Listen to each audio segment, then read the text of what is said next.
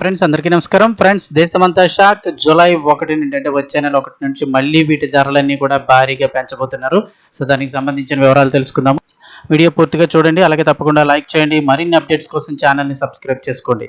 ప్రభుత్వం నుంచి వచ్చే ముఖ్యమైన అప్డేట్స్ అన్ని కూడా ఎప్పటికప్పుడు మన ఛానల్ ద్వారా మీకు తెలియజేయడం జరుగుతుంది. అలాగే వీడియోను ఒక లైక్ చేస్తే మరింత మందికి ఇన్ఫర్మేషన్ చేరుతుంది. ఇంకా వివరాల్లోకి వెళ్ళిపోదాం. దేశవ్యాప్తంగా ఉన్న మొబైల్ వినియోగదారులందరికీ కూడా షాకింగ్ న్యూస్ అయితే రాబోతోంది. మళ్ళీ టెలికాం కంపెనీలు మరొకసారి ధరలన్నీ పెంచేందుకు సిద్ధమైపోయాయి. దేశంలోని మొబైల్ వినియోగదారుల జేబులకు టెలికాం కంపెనీలు మరోసారి చిల్లు పెట్టేందుకు సిద్ధమవుతున్నాయి. రానున్న 3 నెలల నుండి 6 నెలల కాలంలో దేశీయ టెలికాం రంగంలో రీఛార్జ్ ప్లాన్ల ధరలు పెరిగిపోయే అవకాశం ఉందని ప్రముఖ ఆర్థిక సేవల సంస్థ Axis Capital executive director Gaurav Malhotra విశ్లేషించారు. అయితే గతంలో ఒకేసారి 20% వరకు పెంచినట్లు కాకుండా ఈసారి టారిఫ్ కేవలం 10 నుండి 12% లోపు మాత్రమే ఉండవచ్చని ఆయన అంచనా వేశారు. 10 నుండి 12% అన్నా కూడా మీరు ₹100 కంటే ₹12 ఎక్స్ట్రా అవుతుంది. 10 నుంచి ₹12. ఇప్పుడు మినిమం ఎవరైనా కూడా ₹300 రీఛార్జ్ చేసుకోవాలంటే తక్కువలో తక్కువ ₹30 నుంచి ₹36 మళ్ళీ ఎక్స్ట్రాగా పెట్టాల్సి ఉంటుంది.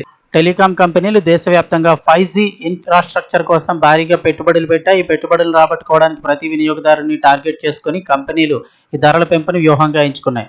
అంటే నెట్ వాడిన వాళ్ళకి, వాడని వాళ్ళకి అందరికీ కూడా ఈ బాధుడైతే ఉంటుంది. అంతర్జాతీయంగా నెలకొన్న ఉద్రిక్తతల కారణంగా ఇంధన ధరలపై ప్రభావం పడే అవకాశం ఉంది. మొబైల్ టవర్ల నిర్వహణ ఖర్చుల్లో దాదాపు 40% వరకు పవర్, డీజిల్ కోసమే ఖర్చు అవుతుంది. అందువల్ల డీజిల్ ధరలు పెరిగితే టెలికాం కంపెనీల నిర్వహణ భారం మరింత ఎక్కువ అవుతుంది. ఆ భారాన్ని వినియోగదారులపై మోపేందుకు ఇప్పుడు రంగం సిద్ధమవుతోంది.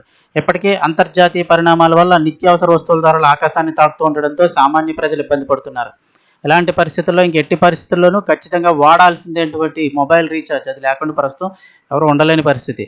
సో ఆ రీఛార్జ్ ధరలు కూడా 10% వరకు పెరిగితే కామన్ మ్యాన్ నెలవారీ బడ్జెట్పై ఇది మరింత ప్రభావం, అదనపు భారంగా మారుతుంది. ఎందుకంటే ప్రతి ఇంట్లో 2 నుంచి 3 ఫోన్లు మినిమంగా వాడుతున్నారు కాబట్టి ప్రతి ఒక్కరికి 50 అన్న ₹150 నుంచి ₹200 ఎక్స్ట్రాగా ప్రతి నెల బడ్జెట్లో మారుతుంది. మరోవైపు Reliance Jio, Bharti Airtel, Vodafone Idea, వివై వంటి ప్రధాన కంపెనీలు ఇప్పటికే కొన్ని సర్కిల్లో తమ ఎంట్రీ లెవెల్ ప్లాన్ల ప్రయోజనాలను సవరించడం లేదా స్వల్పంగా ధరలు పెంచడం ఇప్పటికీ ప్రారంభించేశాయి.